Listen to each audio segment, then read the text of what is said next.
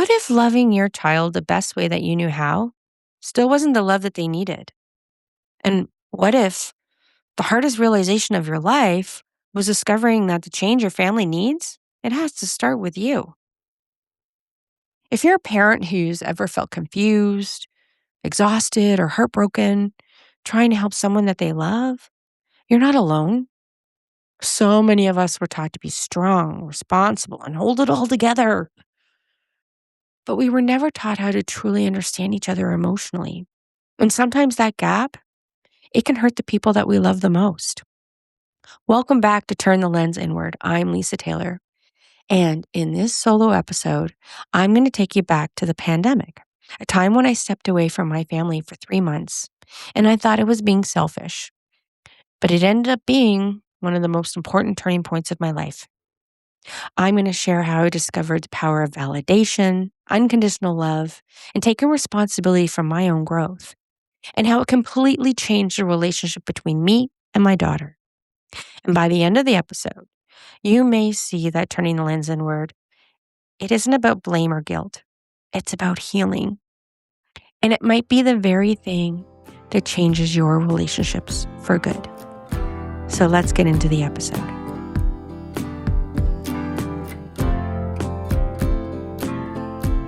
Welcome back to Turn the Lens Inward, and I'm Lisa Taylor, your host. Today, we're going to get right into it.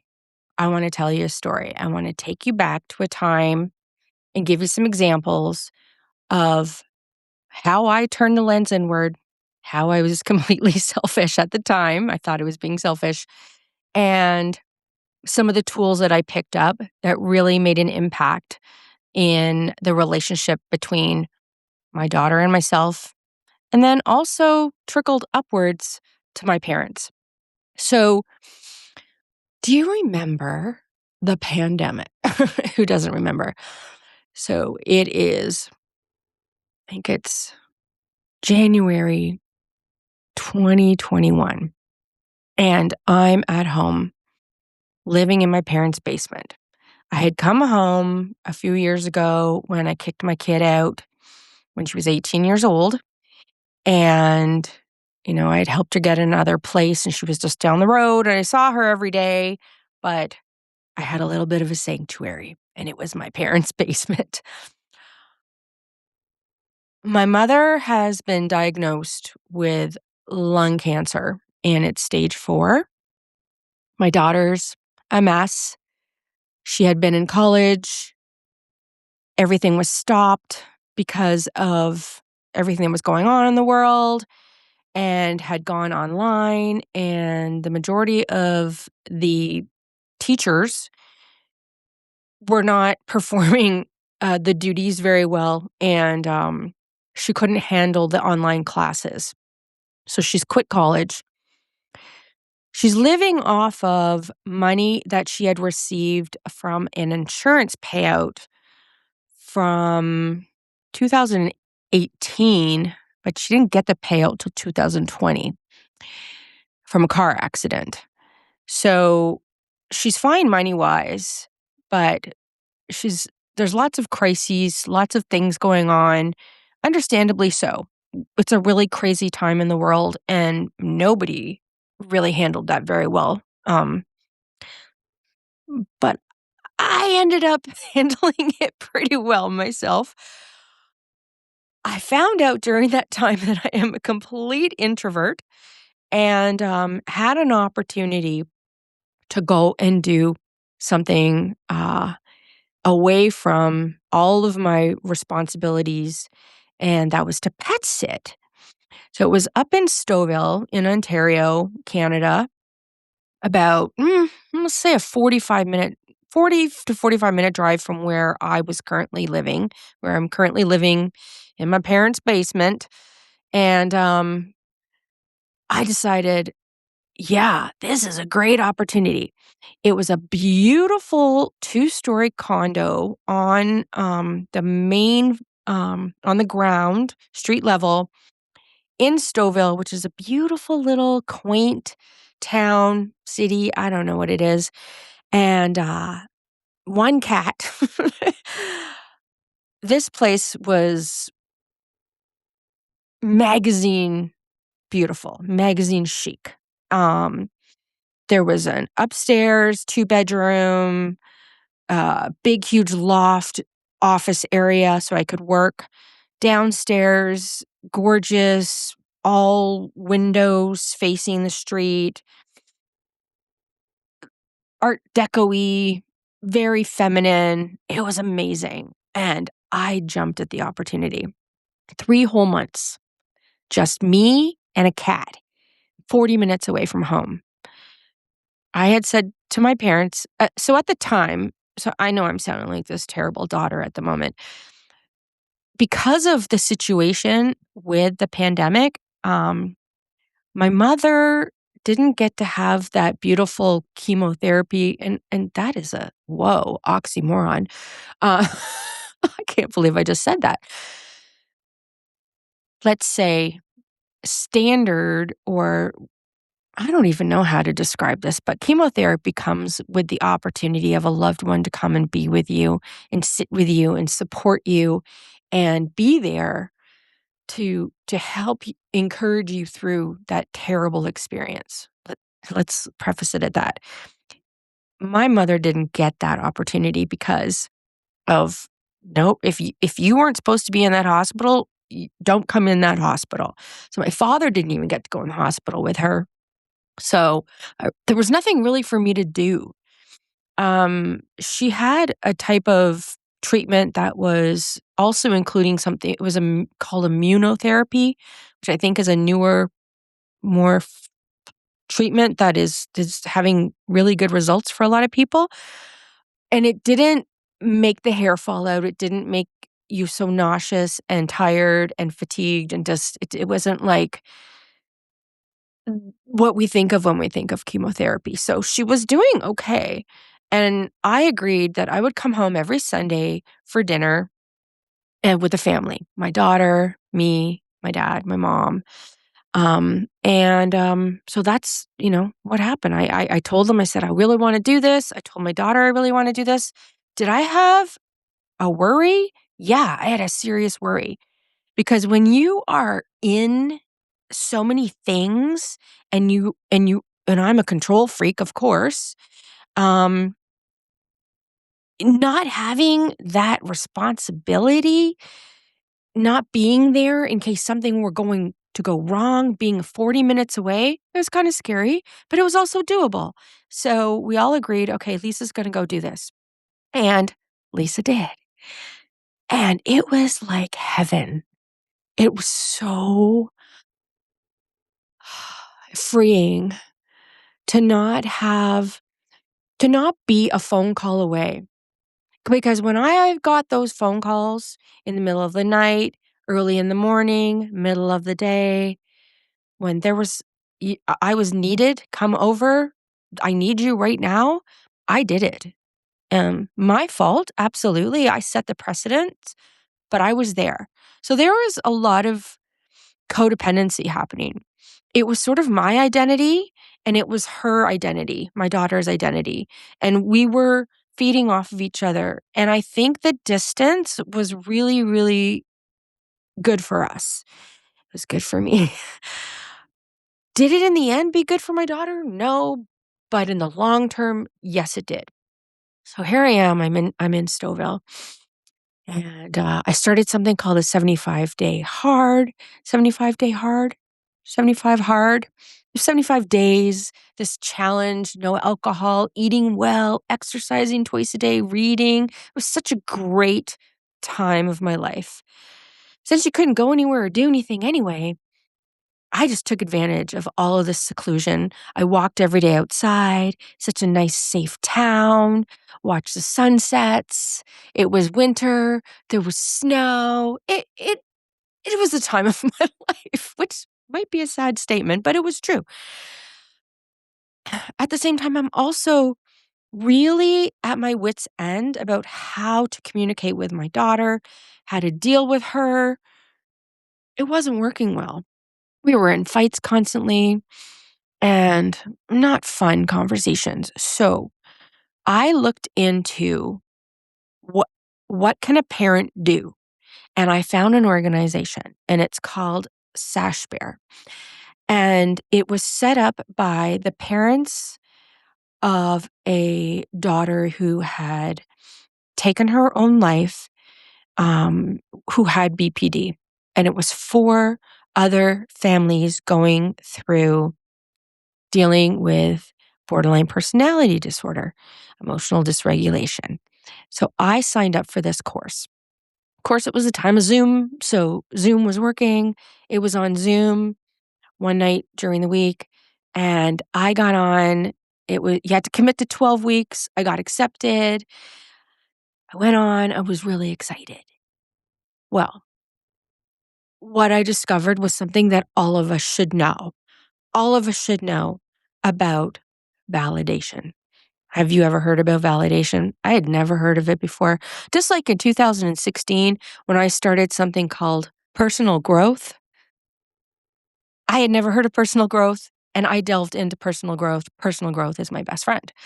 Validation is something that we should all know about. And that is understanding that when another person has an opinion or a thought process or a belief around something, honor it, validate it. Yeah, I understand you're feeling that way. I understand you are thinking that. I understand that's what you believe to be true. And not in a condescending way, in a real, true way that you're saying to them, I recognize you. I see you. I honor this.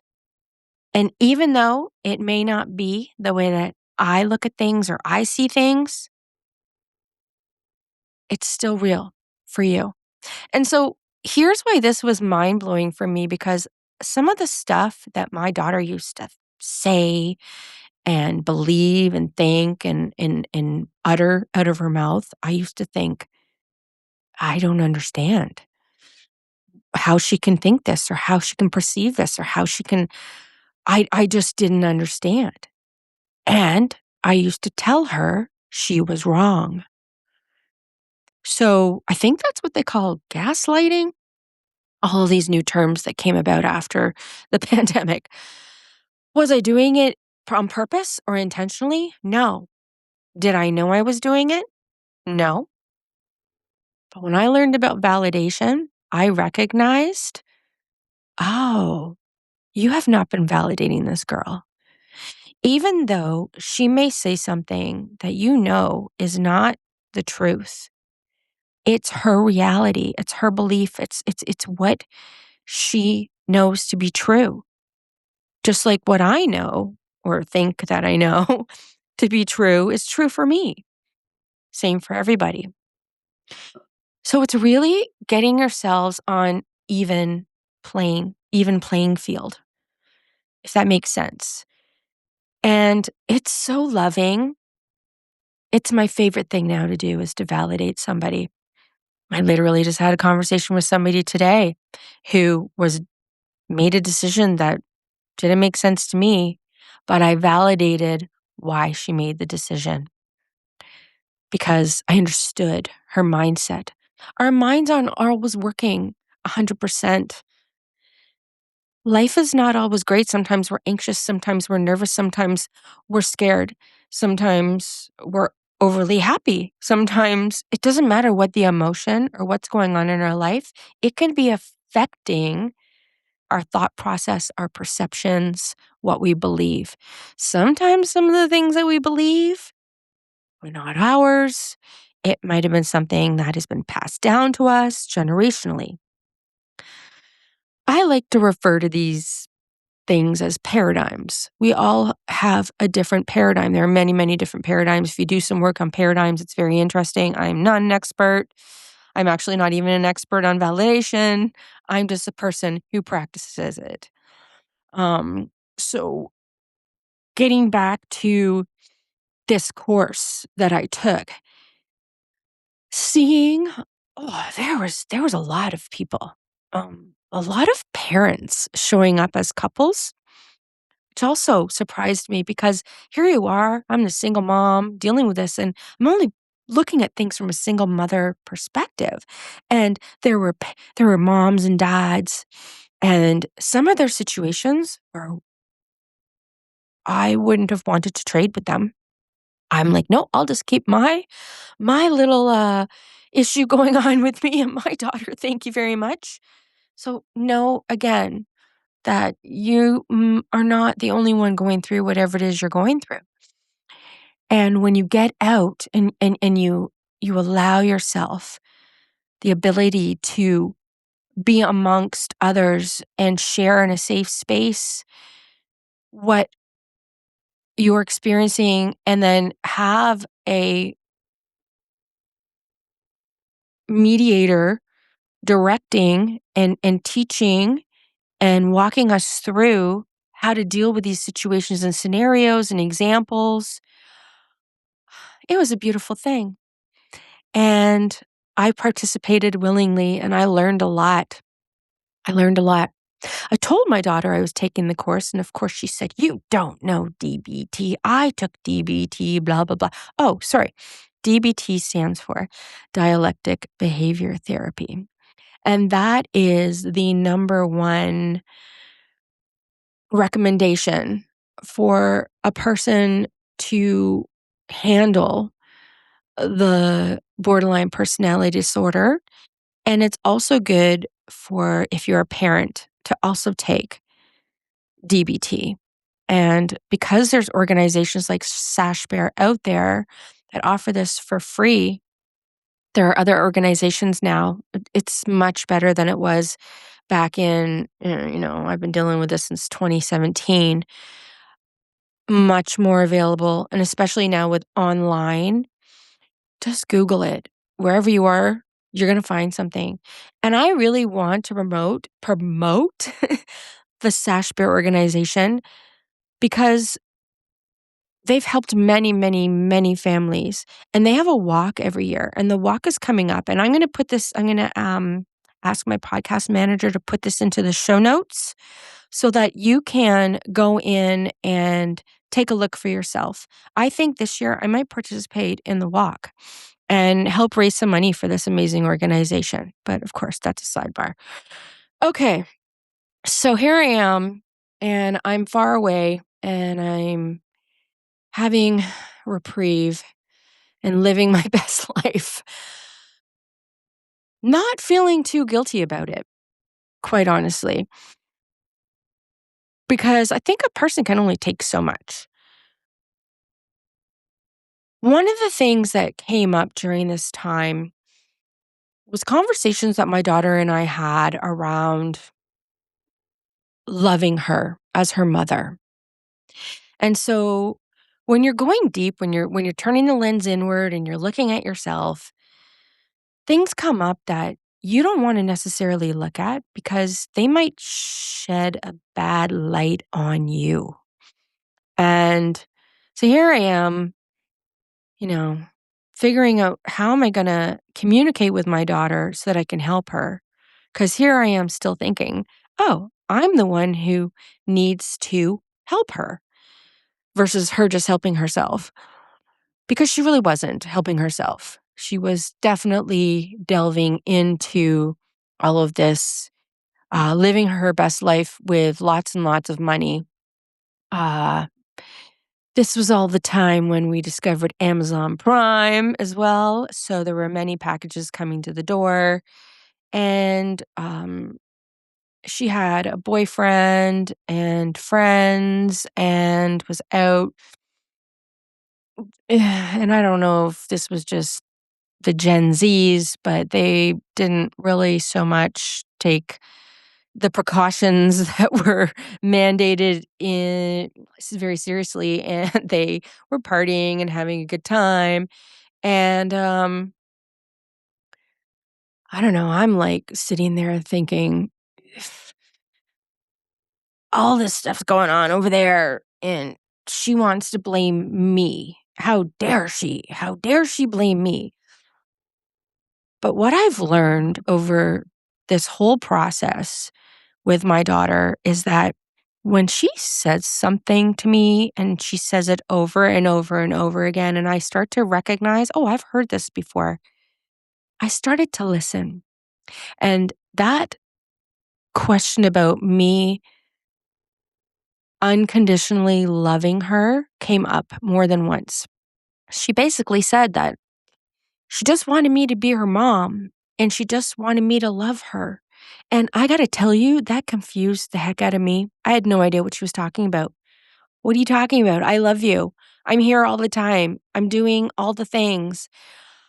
I love you. Have I not shown you that I love you? How dare you? Offense, la la la. And then I sat with it, and because I was confused by it, maybe there was something in there that I needed to look into. And what was conditional love and what was unconditional love? Well, let's break it down. I mean, I'm an English major. Let's look at the words. Conditional. Well, that comes with conditions. Did my love come with conditions? Yeah, it did. It came with the condition of, can you get your shits together, please? Excuse my French. Can you please just do what all the other kids are doing and finish school? This was her second attempt at college. Maybe get a job. Maybe don't drink so much. Maybe be more responsible with money.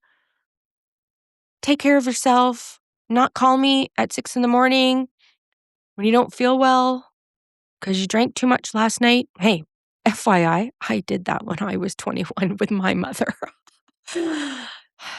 Again, it's conditions. It was conditions. I had conditions. So what does unconditional love look like? Well, I guess no conditions. I just love you. Was I able to provide that to her? No.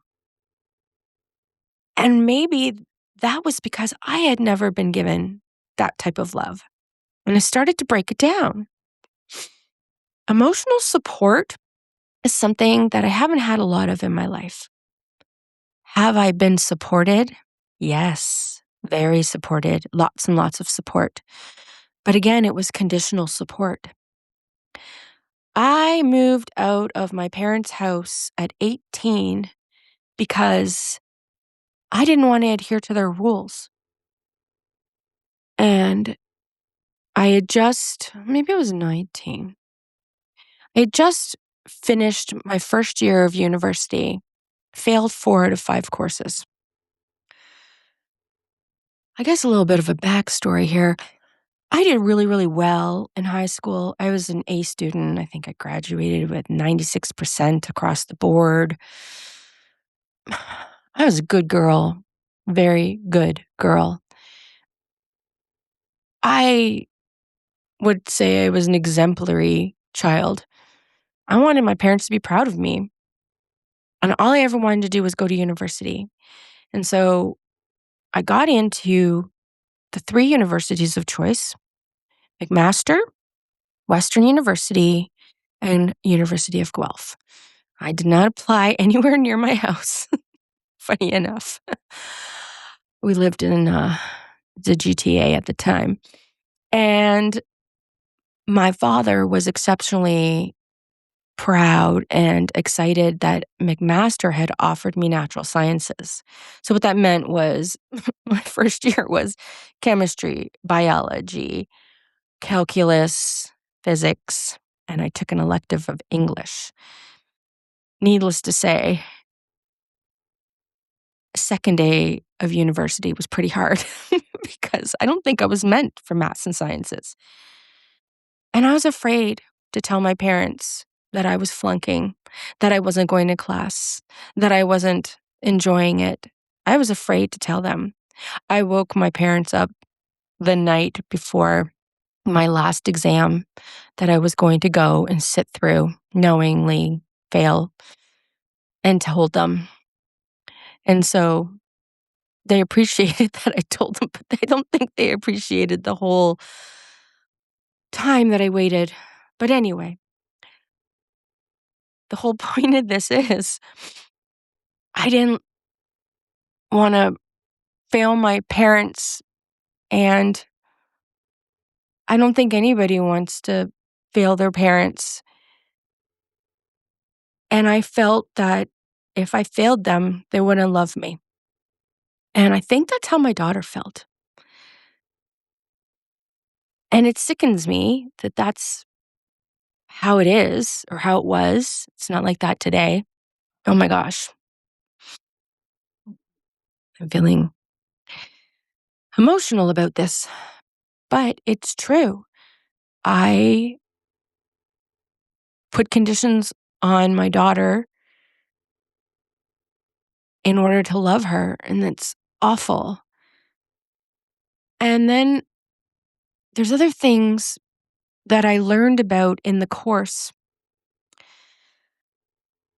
about BPD. I did a lot of research on this, and some of it is prefrontal cortex, some of it is hereditary, but a lot of it comes from emotional abuse.